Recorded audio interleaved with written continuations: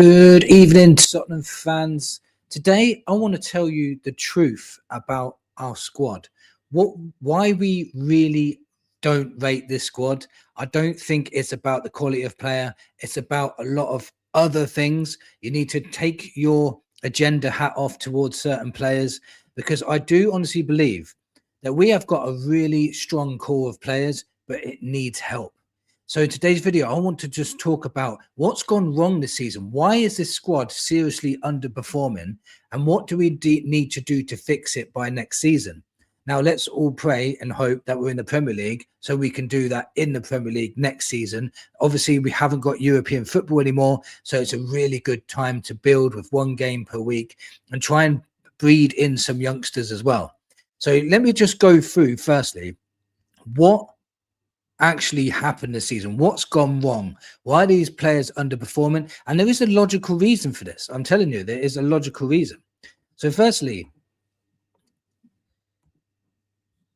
long-term absences like Maddison, Kulusevski, Kudos, Odegaard, Bergvall, and others have left us 10 to 13 players out regularly, breaking team cohesion and forcing makeshift lineups.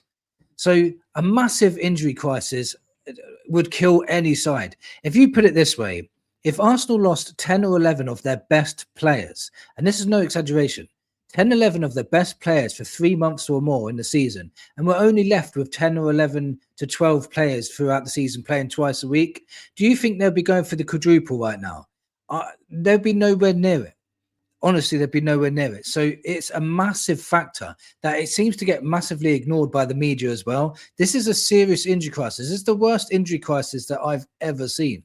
So we have to really take that into account as to why the squad is probably not performing. Massive amount of injuries to your best players is going to be very, very detrimental to your squad. Now, when that happens, when injuries create an unbalanced lineups with missing natural creators like Maddison and Kulusevski, reducing fluidity and limited impact from stars like Kudos and Tell. So again, when players have to come in and they're not actually technically first team players, they have to fill in. They're not only filling in, they're also filling in out of position, playing a system that they've never played before under Thomas Frank, because last season it was all gone out attack. And now they're all playing in different positions.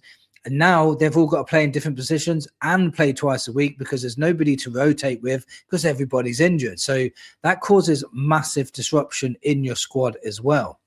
Also, style of play. Frank's conservative, low-pressing, set-piece, heavy approach clashed with the squad's attacking talent. Kudos, Tell, Odegaard, producing blunt attacks and easy concessions. So, again, Frank's style did not, I don't think it came to it of the strengths of our squad.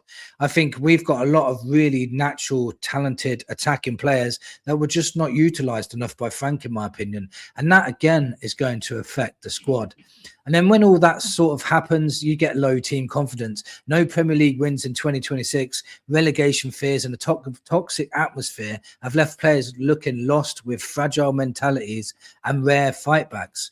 Now, we've seen a glimpse of the change since Tudor's come in, and you can see with a mentality shift and the players coming back as well, all of a sudden we're starting to look like a good team again. It's no coincidence that when the players come back, the manager's got them running more, he's got them fighting more. All of a sudden, the players that we were writing off are not as bad as what we're thinking. So the squad is nowhere near as bad as what I think we're imagining in our heads because we're losing week in, week out. I think the squad, the core of the squad, I think is very, very strong. But like I keep saying, it does still need help.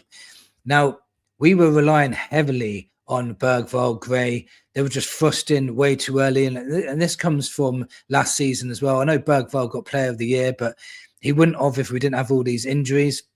Bergvall, Gray, Odegaard, Tell, you can just, all these leading to inconsistency and lack of experience. So when you've got young players tend to play well for a bit, then are inconsistent because they're still learning about the game.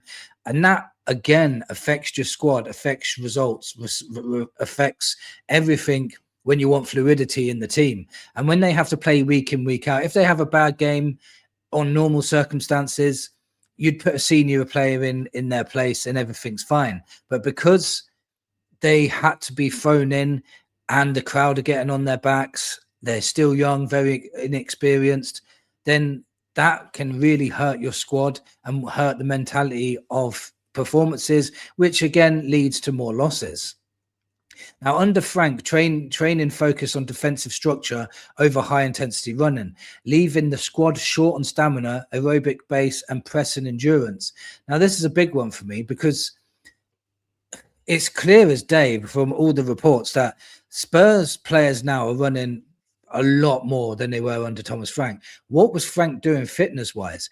He seemed to be pretty pragmatic and didn't really rely on fitness. He relied on structure more than anything. But in the Premier League, you need to be fit as anything. You need to be able to press for 90 minutes. And the players just weren't fit enough. And that is really bad, poor management, in my opinion. Now, when Thomas Frank was sacked in February after poor results, Igor Tudor struggled to deliver wins or stability amid ongoing defeats. So this again affected the squad because he came in, he realized they weren't fit enough and had to completely change the training structure. Players were probably getting fatigued quicker, which means they were losing games because they just were working hard in training and then trying to implement it in games. And and obviously with all the injuries, we couldn't rotate.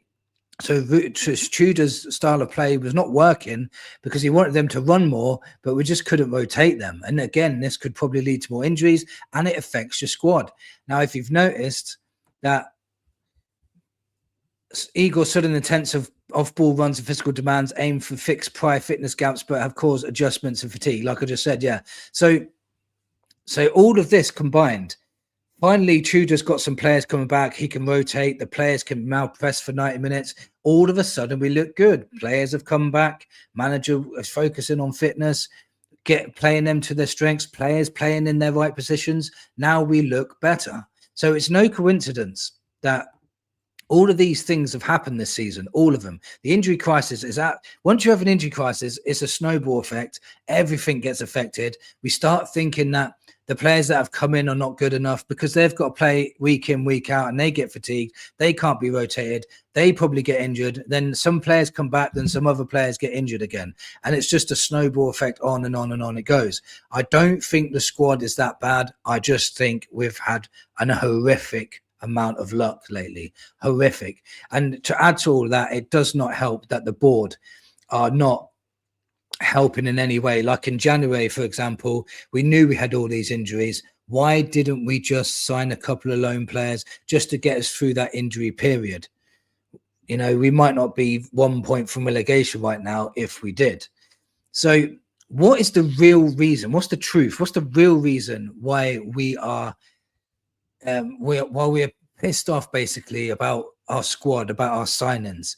I don't think, like, number one, I don't think it's anything to do with the quality that's coming in. I think the quality is okay. It's the timing. Like, for example, Bergvall and Gray were quality for their age. So was Odegaard. So's Tell. They're all quality for their age, but they're not quality enough for the Premier League when we brought them in. We needed, at the time, we had a really thin squad as it was. And at the time, we needed experienced players to come in and hit the ground running, like Premier League experienced players. We didn't get that. Obviously, they're good signings, but they're good signings for the future. You need to sign them and 4 other experienced players and then bed them into the squad. But we didn't do that. So the timing of the players that came in was a problem. Then the board promises don't help. When they say we're going to spend huge, we're going to spend massively, we're going to make sure that we're on pitch success, sporting success, we're going to make sure we do it. And then they don't follow up on that. And that tends us to, lead us to start thinking that the players that we did sign are just cheap options and we don't really get behind it. Also, we're not very proactive when it comes to squad building. We normally let players go, like top players like Sonny and Kane and Bale, for example. When we brought him in the second time, we didn't really replace them with top quality players. We replaced them with youth. So, and when we got loads of injuries as well, we wasn't proactive and signed players to cover those injuries. We're always reactive. Like if we lose a left back, we don't, like we've got a left back now. And we've signed Sousa at last. But for 2 or 3 years, we had one left back. That's not proactive. We need to start being proactive and fill in the gaps. So again, we didn't have enough experience. And what I mean by this is when you have an injury crisis and your experienced players get injured, you still need experienced players to cover them. I know the youth players still need to be played as well, but what happens there is the youth players need to rotate with the reserve players that have come in, the experienced players. You need to always have that experience to keep, so the youngsters can keep learning off them. But we never have ever had enough. We don't fill the gaps. We don't fill the gaps in our squad. Like I said, we had one left back for ages. We had one striker for ages, and Harry Kane. We never have someone coming through to try and take his place.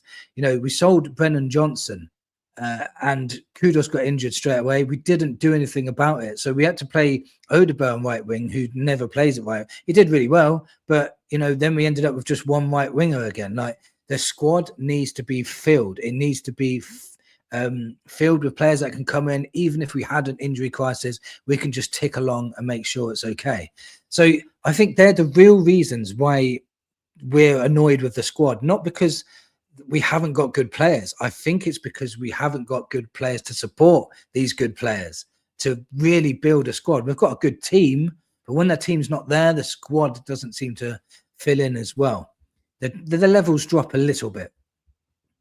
So what do we need to do?